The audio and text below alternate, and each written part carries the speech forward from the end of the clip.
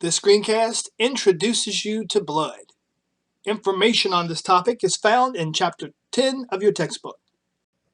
This screencast was designed to achieve the following objectives: explain the function of blood, describe the physical characteristics of whole blood, describe the composition of whole blood, describe the components of blood plasma, and identify the plasma proteins and describe their functions. So, what is the overall function of blood? The overall function of blood is to transport substances throughout the body. Remember that a cell can only interact with its immediate environment. So everything that a cell needs must be brought to it, and every product that the cell produces, be it waste or a protein or a hormone, etc., must be transported from that cell to different parts of the body if it's to be excreted in the case of a waste product or used in the case of a cellular protein or hormone. So one of the substances that the blood transports are nutrients. Nutrients typically enter the bloodstream from the digestive tract, and then they are moved throughout the body to the cells of the body. Waste products, mainly nitrogen-containing wastes, are produced by all of the cells of the body, and they must be transported to the kidneys where they can be excreted in the form of urine. And the blood is the vehicle that transports those waste products. Oxygen, of course, is required by all the cells of the body. Oxygen enters the body through the lungs, enters the blood of the pulmonary capillaries, and then from there oxygen is distributed to the various cells of the body.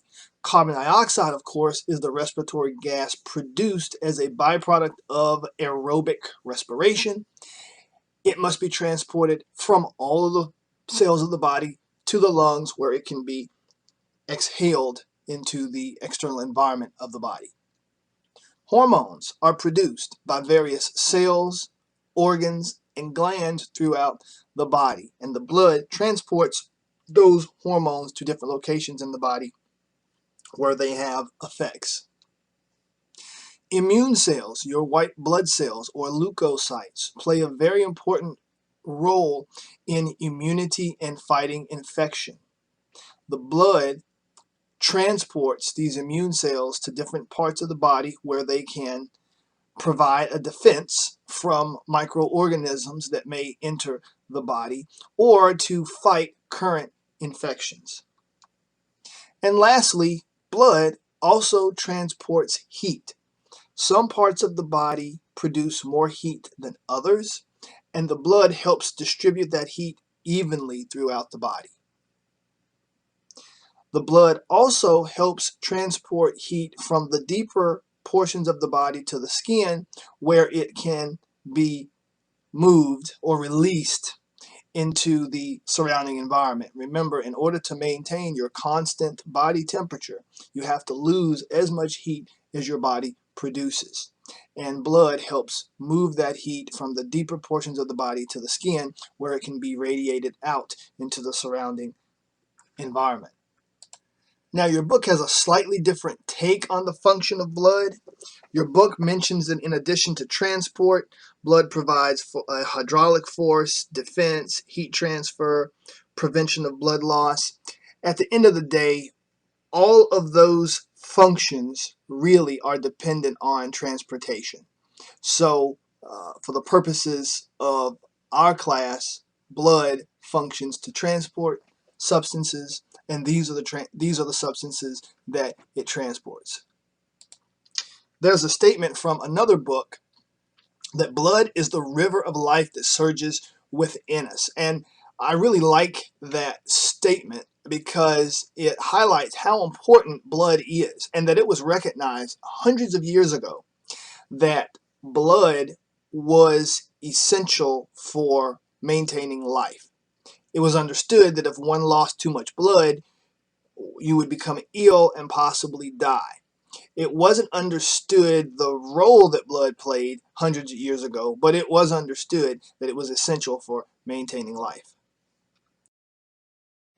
Now let's talk about the physical characteristics of whole blood. Blood, of course, is red, and this is because oxygen binds to a protein in red blood cells called hemoglobin, and hemoglobin contains iron. So when oxygen binds to hemoglobin, it interacts with iron to form iron oxide, essentially rust. And rust, as you know, is red.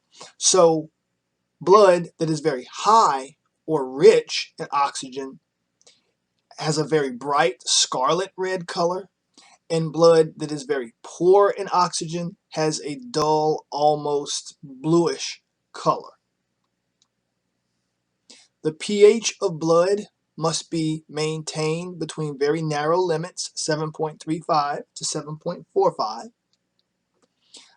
The temperature of blood is slightly higher than body temperature at about 100.4 degrees Fahrenheit. Blood accounts for roughly 8% of body weight, and blood is the only fluid tissue. Do you remember what type of tissue blood is? If you said connective tissue, you are correct.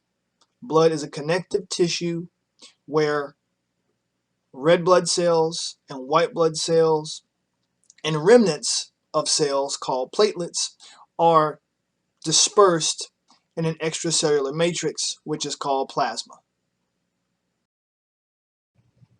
Now let's talk about the components of whole blood. I could obtain a sample of whole blood by withdrawing whole blood from a vein using a syringe. And I would need that syringe to contain an anticoagulant to prevent the blood from clotting. I would then place that whole blood in a test tube and then place that test tube in a device called a centrifuge. The centrifuge would spin that test tube and use centrifugal force to separate the components of blood by density, with the more dense substances falling to the bottom and the less dense substances rising to the top. A centrifuge spins test tubes in a similar manner that a washing machine spins clothes during the spin cycle. After the centrifuge was allowed to spin the test tube for a period of time, I would get something that looks like this. The amber liquid at the top would be plasma, the least dense component of blood. It's about 90% water. Plasma represents 55% of the total volume of whole blood. At the bottom of the test tube would be a red colored layer, and that would represent the red blood cells or erythrocytes. Erythrocytes represent about 44% of whole blood by volume. And right in the middle between the plasma and the erythrocytes would be a very thin white layer called the buffy coat. This is where the white blood cells and platelets would be found. So these are the three major components of blood: the plasma, the erythrocytes, and the leukocytes and platelets. Let's focus first on the plasma component of blood.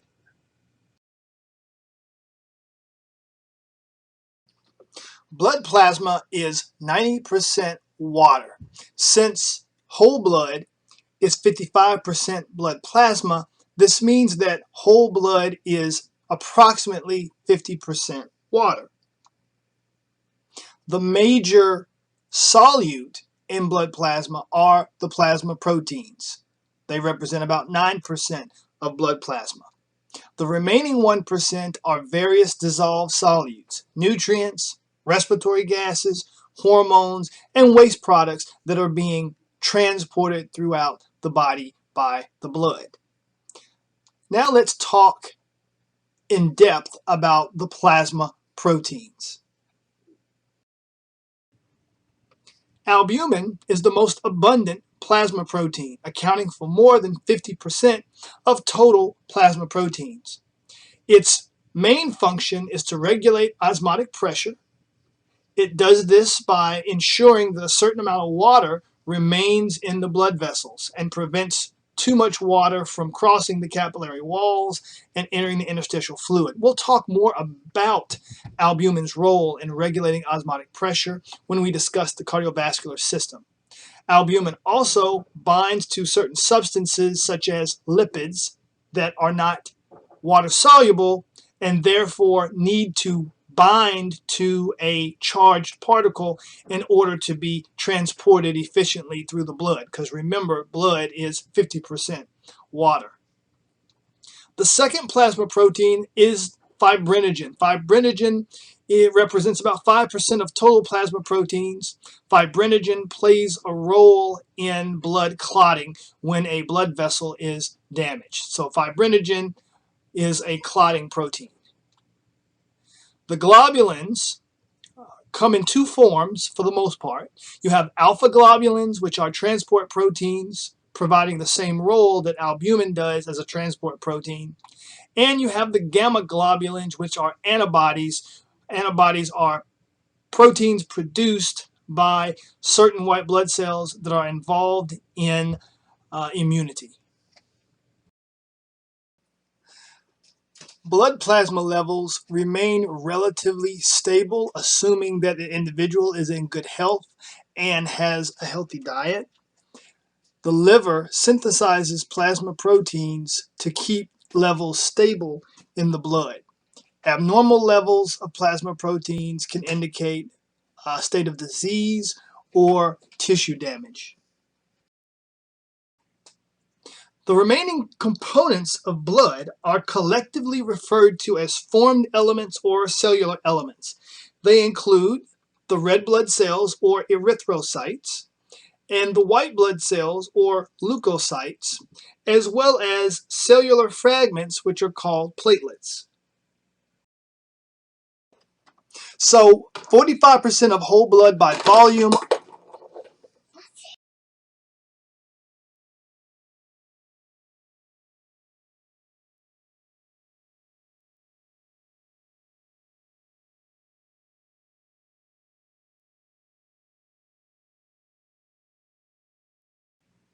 Now let's review the objectives of the screencast. Explain the function of blood.